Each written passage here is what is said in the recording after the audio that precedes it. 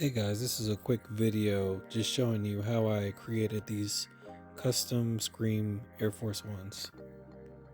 First thing you want to do is remove the shoelaces so you don't get paint on them. Next step is to use some cotton swabs and acetone to remove the factory finish. Depending on the design, make sure you have all the paint that you need.